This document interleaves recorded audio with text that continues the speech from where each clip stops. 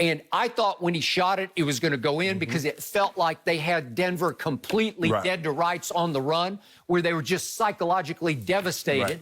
And instead, he missed it. And then he comes down with 3:05 left, and he has a little step back in the lane from 8 feet, and this was to cut it to 2. And I thought they still had a real chance. This is the That's just three again. Okay, here's the next play. Okay, this is, for him, this is his shot, Skip. Yeah, I was going to say, this is what he does. This is what he does. This is shot right here. And he's pretty open. Yes. And he just missed it. Yep, sure. Okay, so LeBron James had a sensational fourth quarter, because if we just look at the raw numbers. And those were the 2 shots that he missed. I know. In 6 of 8, he scored 13 points. But the problem was he scored 11 of his 13 in the 21-4 run. Right. It only covered 5 minutes down to the 5:25 mark. Right. And then he has 2 chances to just get it. These are devastating shots, and he didn't. He got them right to the threshold, and they wouldn't have been to the threshold without him. He could not get them over the threshold. Skip, you remember when they had a fast break, and AD passed the ball to Rondo, and Rondo fumbled it out of bounds. Okay, I mean, it's just things like that where you're like, you know what, Skip, in the first half, what about Caruso? Skip, Caruso is 5 feet from the basket.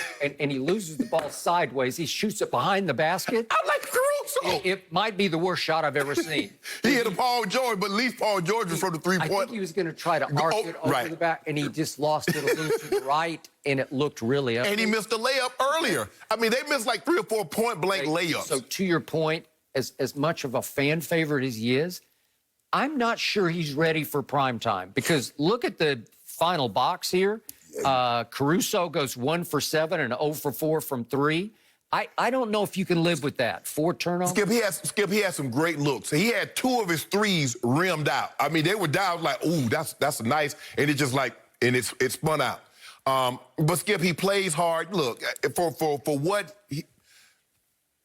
an undrafted guy, he gives you effort. He tries. He gives you everything. He doesn't cheat you, Skip. And I think that's the thing, and that's something to be said.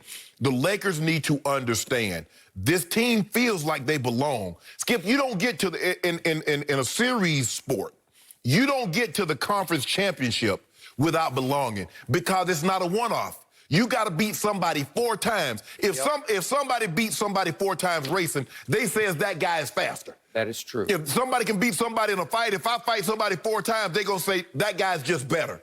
Well, they beat the Clippers 3 times in a row. They beat them 4 out of 7. They did the exact same thing to Utah. So they belong here. They're not in awe. This great story of the Lakers winning the championship, LeBron's getting number 4, AD, yada, yada, yada. They're trying to wreck this story. I want you to understand that the Nuggets are trying to wreck your fairy tale ending, Lakers. Well, and if you don't take them serious, they will. Wreck the Clippers' fairy tale ending, right? They did. Okay, so now to the most stunning stat of the night. The most stunning stat I've seen in a long time is that the Lakers got out-rebounded 44 to only 25. Right. To LeBron's credit, he had 10 rebounds. Right. So he had 10 of their 25 rebounds. So he gets 0 blame for this. Right. Do you realize the 25 rebounds tied for the fewest the Lakers have had since 2006? Right. In regular or postseason. Right. 2006. We have to go back 14 years to find a game in which they had only 25 rebounds. Well, what do we always say about it's just desire. Desire, absolutely. It's just your heart. It's just, do you care or not care? Do you want it or not want it? And apparently last night, the bigs especially did not care and did not want it. Okay, so what do I always say about these games? In the end, when you boil them all down, it's just a 3-point shooting contest. Right. The Lakers are a below-average 3-point shooting team. You being nice. Okay, and they have survived because they've had a couple of little hot streaks in the first 2 rounds that got them over the hump.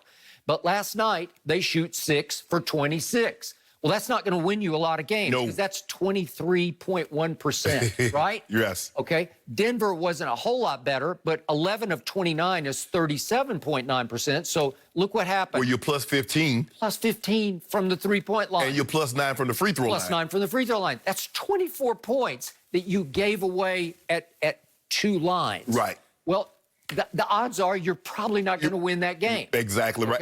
Unless, Skip, unless your two superstars go bananas. They go, instead of LeBron having 30, he has 40. Instead of AD having 27, he has 35. It's going to take effort like that to overcome this. Skip, I didn't realize this because I'm looking, I'm like, but damn, I haven't seen AD get a rebound yet. And it wasn't until I'm talking to Steve, Steve like, AD just had 2 rebounds. He did. And he only got those the last 5 minutes of the ball game. Skip, AD 6'10". Dwight Howard 6'10 and a half, JaVale 7 feet. You got 3 guys 6'10 or taller, and they give you 4 rebounds. AD played 43 minutes. He did. 43 and gave you 2? And what kind of stat line is that, Skip? 27, 2, and 1. What kind of stat line, what kind of stat line is that? And by the way, for 3/4 of the night, I thought he played out of control. Like he forced shots, he had an offensive, he had a charge. He's just forcing up shots where I knew as soon as he forced it up, he didn't believe in it and he didn't make it. AD, don't get caught up in, oh, be aggressive. You can be aggressive, but you got to be under control. He gets his points in the flow better than he's so gifted. But he doesn't have that, I'm going to slit your throat mentality. He needs to just get in a rhythm and stay right in the flow. Oh, I got this shot, I'll make this shot. Give me the ball and I'm going to create. Some guys are like that one-on-one. Jordan was a great one-on-one player. You score, I'll come back at you. Kobe, get your score. James Harden, that's their game. That's not AD. AD is a flow. Okay, AD, get to your spot where you want it at. On the left block, okay, do what you do. That's what he is. But to try to get the ball out high and then try to go, I understand he had Jeremy Grant on him. He feels he can take him. But the guy had hunkered down, and you ran right through his chest. I mean. Okay. So they switched Millsap onto AD for much of the night last night, and he's stout and he's physical and he's a shrewd operator because he's been doing this for a long time.